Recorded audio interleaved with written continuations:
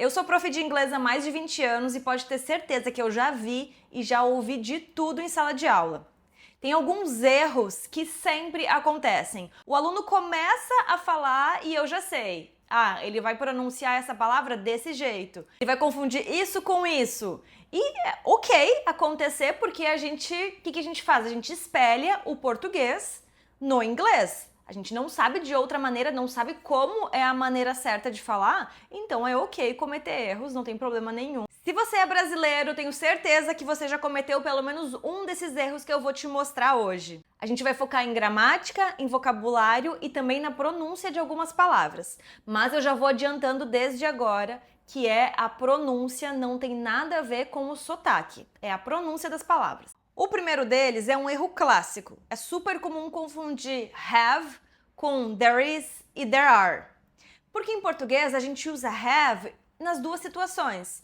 Eu falo assim, eu tenho um filho, eu tenho um cachorro, tem um problema aqui, tem muitas casas no meu bairro. A gente usa o verbo tem para todas essas situações, mas em inglês não é assim que funciona. O verbo have, que é o verbo ter, ele só funciona quando é posse, quando eu possuo alguma coisa. Eu tenho um filho, I have a son. Eu tenho um cachorro, I have a dog. Ela tem um carro, she has a car. Se a ideia é falar que tem um restaurante novo na cidade ou que tem muitos parques no meu bairro, não é o verbo have que a gente usa, porque lembra, isso aí não é posse. Eu quero falar que existe. Nesse caso, a gente vai usar there is ou there are. There is para singular, para falar que existe uma coisa, e there are para plural. Por exemplo, tem um restaurante novo no meu bairro. There's a new restaurant in my neighborhood.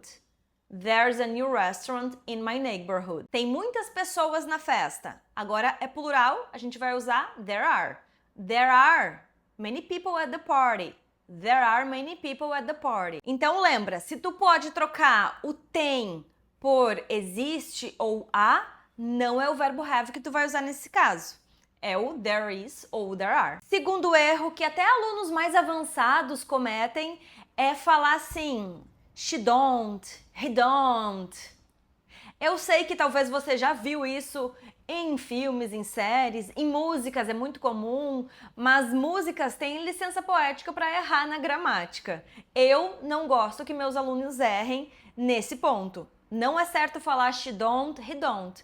O certo é she doesn't, he doesn't. Don't eu só vou usar quando for I don't have a dog, eu não tenho um cachorro. Quando for nós, we don't work together, nós não trabalhamos juntos.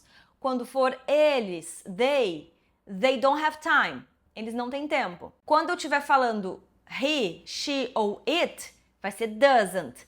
Ela não gosta de chá.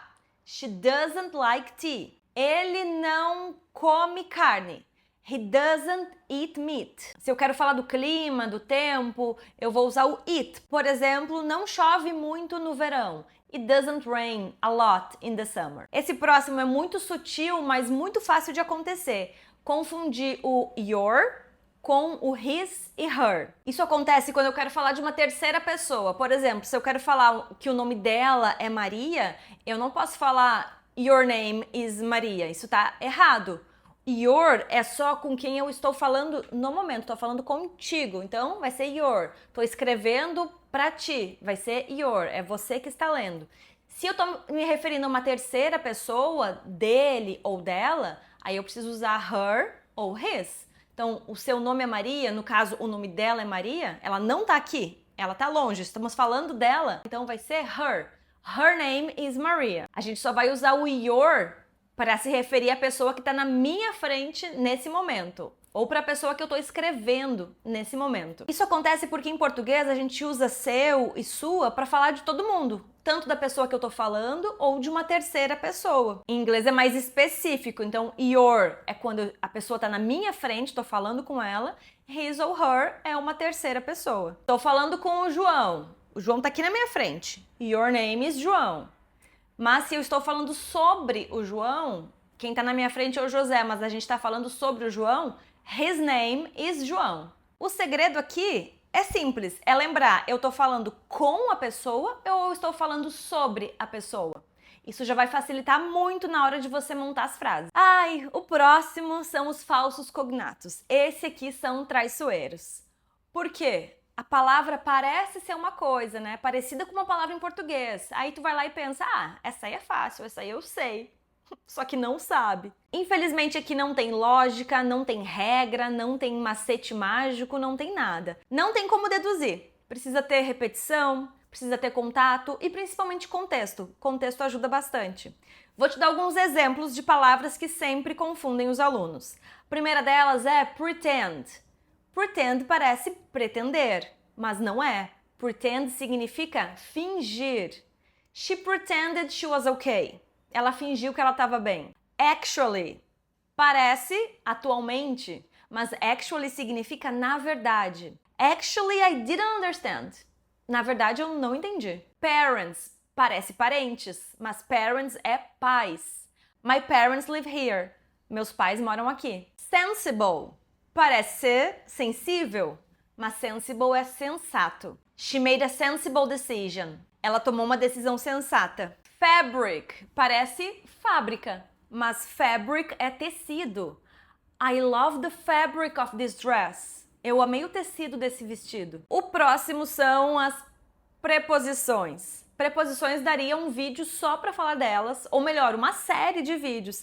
Aliás, se você quer aprender um pouco mais sobre preposições, coloca aqui nos comentários que eu trago 1 ou 2 vídeos focados exatamente nisso. A gente vai falar de dependent prepositions. Dependent prepositions são aquelas preposições que sempre são usadas juntas, ou com um verbo ou com um adjetivo. E não tem como traduzir ao pé da letra. Se a gente for traduzir ao pé da letra, não vai rolar, não vai fazer sentido. Olha esse exemplo. Eu quero falar que ele é casado com a Maria. Não, Maria não, né? A gente já falou bastante de Maria. A Ana. Ele é casado com a Ana. Aí eu penso, ele é casado. He is married com. Com é with, não é mesmo? Nesse caso, não. Nesse caso, eu tenho que sempre ver o que tá junto com married. Então, married não vai ser with, vai ser married to. He is married to Ana. Ele é casado com a Ana. Não dá pra traduzir ao pé da letra, não adianta ficar brabo comigo, não adianta ficar brabo com o inglês, é assim e ponto. He's married to. Sempre com married a gente vai usar o to. Isso acontece em outros casos também, que também confundem. Se eu quero falar assim, depende de você. Depends, de é of, depends of. Não, depends on. It depends on you. Depende de você. Estar apaixonado por. Estou apaixonada por. I am in love por. O que será que eu coloco ali? Vai ser with. Apaixonado com. Essa seria a tradução literal, mas a gente não vai traduzir ao pé da letra nada aqui, tá? Então, I'm in love with. Eu vou te mostrar outros exemplos de preposições, mas eu quero já te ensinar uma maneira de gravar isso.